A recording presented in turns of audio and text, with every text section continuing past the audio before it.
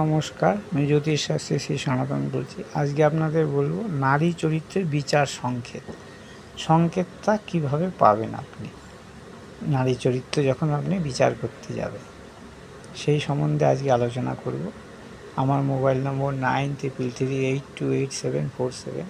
আমার সঙ্গে যোগাযোগ করতে হলে এই নম্বরে যোগাযোগ করবেন। যে কোনো সমস্যা সমাধান করে থাকি, সেটা শিক্ষা বলুন, উচ্চশিক্ষা, চাকরি, সরকারি চাকরি, বেসরকারি চাকরি, বিদেশ যাত্রা, বাচ্চাদের পড়াশোনা, ঘরবাড়ি, গৃহসুখ, শান্তি এবং বাস্তু দোষ যেগুলো আছে মানুষের জীবনে চলতে গেলে যেই সব বাধাগুলো আসে, সেগুলো সঠিক গ্রহ নির্বাচন করে কোন গ্রহ আপনাকে বাধা সৃষ্টি করছে সেটাই নির্বাচন করে যদি প্রতিকার করা হয়, তাহলে জীবনের যে সাফল্যগুলো বাধাপ্রাপ্ত হয় সেগুলো কিন্তু আস্তে আস্তে দূর হয়।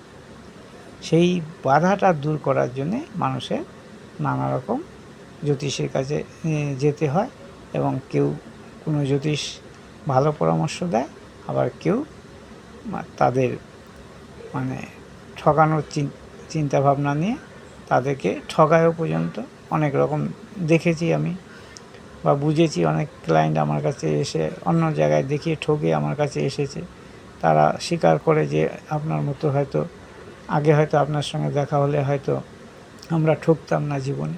যাই হোক, এইসব বিষয় বলে লাভ নেই। এবার আসছি আপনাদের বিচার সংকেতটা কিভাবে করবেন। ধরুন, নারী চরিত্রের বিচার শুধু তৃতীয়াংশ থেকে করলেই হবে না। বিচার ব্যবস্থা বা বিচারের যে ভাব, লগ্নপতি এবং চতুর্থ ভাব, সপ্তম ভাব, নবম ভাব, এগুলো থেকে আপনি যদি বিচার করেন, তাহলে নারীর যে মূল প্রকৃতি বা নারীর চরিত্র বা নারীর ধর্মভাব, নারীর কর্মভাব কীরকম হবে আপনি কিন্তু সঠিকভাবে জানতে পারবেন। লগ্নে যে যদি মেষ হয়, চন্দ্র হবে চতুর্থপতি। তো লগ্ন হচ্ছে মূল প্রকৃতি, লগ্ন, এবং চতুর্থ হচ্ছে সুচিতা, নারী সুচিতা থাকবে কি থাকবে না। সপ্তম হচ্ছে কাম, নারীর কাম কেরম হবে। আর নবম হচ্ছে ধনু। মেষ লগ্নে নবম হচ্ছে ধনু। এটা নারী ধর্মপথে চলবে কি অধর্মপথে চলবে, সেগুলো আপনাকে এখান থেকে বোঝা যাবে। কীরমভাবে? ধরুন, লগ্নের মূল প্রকৃতি এবং সুচিতা, কাম এবং আদর্শ, এই ভাব বা ভাবপতি পাপ পীড়িত হইলে নারী চরিত্রে দোষ জন্ম গ্রহণ করে থাকে। ধরুন, এই লগ্ন হচ্ছে, লগ্নে যদি লগ্ন ভাব, চতুর্থ ভাব, সপ্তম ভাব এবং নবম ভাব যদি পাপ পীড়িত হয়, বা এই প্রতি গ্রহ যদি পাপ পীড়িত হয়, তাহলে জাতক বা জাতিকা চরিত্র দোষ, জাতিকার, এখানে জাতক নয়, জাতিকার কিন্তু চরিত্র দোষ জন্মে। আবার যদি শুভ গ্রহ যুক্ত হয়, ধরুন এখানে শুভ গ্রহ রইল, বৃহস্পতি রইল, এখানে চন্দ্র রইল, এখানে শুক্র রইল, এখানে আপনার শুভ গ্রহ বুধ রইল, বুধও একটা শুভ গ্রহ। এরা ধরুন অবস্থান করলো, কিংবা এখানে বুধ নাও থাকতে পারে, শুভ গ্রহ, যে কোনো শুভ গ্রহ, শুক্র রইল এখানে নবমে, হয়তো দেখা গেল যে শুভ গ্রহ অবস্থান। সব জায়গায় যে শুভ গ্রহ অবস্থান করবে তা না। অনেক সময় দেখা গেল শুভ গ্রহ, ধরুন এখানে শুভ গ্রহ দৃষ্টি রয়েছে, বৃহস্পতির দৃষ্টি দেখতে পাচ্ছেন, এই যে বৃহস্পতি এখানে দৃষ্টি দিচ্ছে নবমে নিজের ক্ষেত্রে, এখানে তাহলে শুভই হলো। এই শুভ ক্ষেত্রে যদি শুভ গ্রহ অবস্থান করে, তাহলে জাতিকার চরিত্র দোষ জন্মাবে না, জাতিকা খুব ভালো হবে। জাতিকার ধর্মভাব, আচার ব্যবস্থা, ব্যবহার, তারপরে আপনার মূল প্রকৃতি, গতি প্রকৃতি, কর্ম, সমস্ত কিন্তু জাতিকা শুভ হবে। আবার দেখা গেল কি হবে, যে দুই প্রকার হয়ে আছে, এই গ্রহের ভেতর এই যে জায়গাগুলো আমি বললাম, এতে হয়তো দেখা গেল আপনার কোনো ঘরে শুভ গ্রহ আছে, কোনো ঘরে অশুভ গ্রহ আছে। ধরুন এখানে বাদ দিয়ে দিলাম আমি এগুলো। দেখুন, এই চারটে ঘরে দেখা গেল দুটো ঘরে শুভ আছে, ধরুন এখানে বৃহস্পতি, নবমে বৃহস্পতি, এখানে শনি, এখানে ধরুন মঙ্গল, এখানে চন্দ্রই রয়েছে, তাহলে মিশ্র হয়ে যাচ্ছে। মিশ্র মানে 4টে ঘরে 4 রকম গ্রহ, মানে 2টো শুভ 2টো অশুভ। এই ক্ষেত্রে কিন্তু নারী মানে চরিত্র দোষ এই ক্ষেত্রে নারীর শুভ অশুভ দুইভাবেই নারী চরিত্রে থাকবে, দোষ গুণ মিশ্র প্রকার হবে। এরমভাবে যদি থাকে, কখনো দোষ কখনো গুণ সম্পন্ন হবে। অনেক সময় দেখা যায় নারী চরিত্রে, আপনারা যারা জানেন, নারী চরিত্র কেন, পুরুষ চরিত্র আছে। আমি যেহেতু এখানে নারী চরিত্র নিয়ে আলোচনা করছি, সেই হিসাবে নারীদের ব্যাপারেই বলছি। পুরুষরাদেরও দোষ গুণ সবই আছে।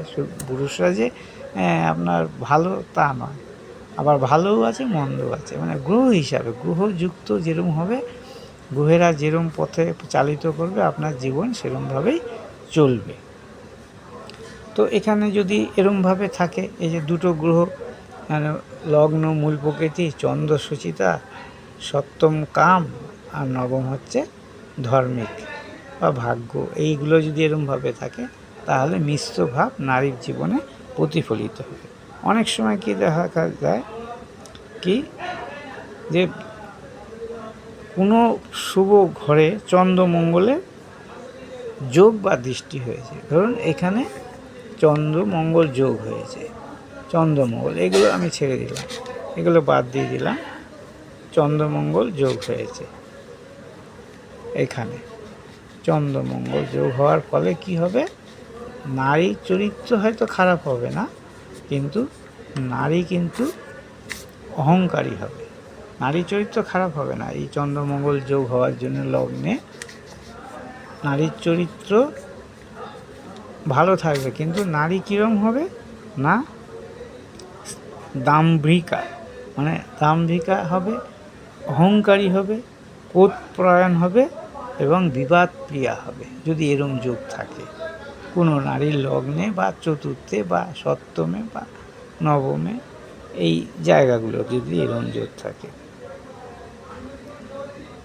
এবং যদি পক্ষান্তরে চন্দ্রমঙ্গলের উপর বৃহস্পতির দৃষ্টি থাকে, চন্দ্রমঙ্গলের উপর, তাহলে আবার ধরুন এইখানে বৃহস্পতি আছে, বৃহস্পতি 1 2 3 4, এই যে 1 2 3 4 5, তাহলে চন্দ্রমঙ্গলের উপর বৃহস্পতি স্বক্ষেত্র থেকে দৃষ্টি দিচ্ছে।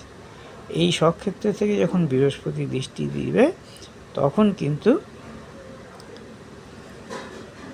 শান্ত স্বভাব। এই যে শুধু চন্দ্রমঙ্গল থাকলে যেমন দাম্ভিকা, ক্রোধপরায়ণা, বিবাদ প্রিয়া হবে, অহংকারী হবে, কিন্তু বৃহস্পতি যদি দৃষ্টি পড়ে তাহলে কিন্তু নারী শান্ত স্বভাব, সুচরিত্রা হবে। এইভাবেই নারী চরিত্রে বিচার করতে হয়।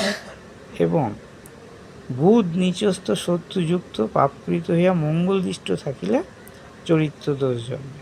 চরিত্র দোষ, বুধ নিচস্থ, ধরুন বুধ এখানে নিচস্থ হয়ে আছে, বুধ, এবার এখানে মঙ্গল আছে, না এখানে মঙ্গল নয়, মঙ্গল ধরুন এখানে আছে, মঙ্গল এখানে আছে, তাহলে মঙ্গল বুধকে দৃষ্টি দিচ্ছে 7, অষ্টম দৃষ্টি দিচ্ছে। এই দেখুন মঙ্গল এখান থেকে 1 2 3 4 5 6 7 8, এই যে বুধের উপর দৃষ্টি দিচ্ছে, বুধ নিচস্থ। এরকম অবস্থায় থাকলে কীরকম হবে, তাহার মানে সেই সব নারীর চরিত্র হবে, চরিত্র দোষ সৃষ্টি হবে। নারী হবে কীরকম, অতি লোভী, বাচালতা, বুদ্ধিহীনতার জন্য চরিত্র দোষ হবে। দেখবেন অনেকে অনেক নারী কেন পুরুষও আছে, আমি নারীদের চরিত্র নিয়ে যেহেতু বলছি সেহেতু নারীদের কথা বলছি। বাচালতা এবং অতি লোভী ভাব আছে অনেক মহিলার ভেতর, এবং নিজের বুদ্ধির জন্যে নিজের জীবন নষ্ট হবে। এইভাবে নারী চরিত্র বিচার ব্যবস্থা যদি আপনারা করতে পারেন, তাহলে সমস্ত বিষয়ের উপর জ্ঞান জন্মাবে এবং প্রেডিকশনও কিন্তু আপনাদের করতে সুবিধা হবে। এবার যে কোনো ভাব বিচার করতে গেলে তার গ্রহের উপর কোন গ্রহের দৃষ্টি আছে, তার গ্রহের শত্রু মিত্র দেখতে হবে, শুভ দৃষ্টি কি অশুভ দৃষ্টি আছে, এবং নবাংশ চক্র এবং বিভিন্ন যে চক্র দশবর্গ আছে সেগুলো যদি গণনা করে আপনি বিচার করতে পারেন, তাহলে আপনার বিচার ব্যবস্থা কিন্তু 70-80% সঠিক হবে। আমার মোবাইল নম্বর 9333828747। আমার সঙ্গে যোগাযোগ করতে হলে অবশ্যই এই নম্বরে যোগাযোগ করবেন। যে কোনো সমস্যার সমাধানে সঠিক মূল্যে সঠিক উপায়ে করে থাকি। আজকে এই পর্যন্তই। নমস্কার।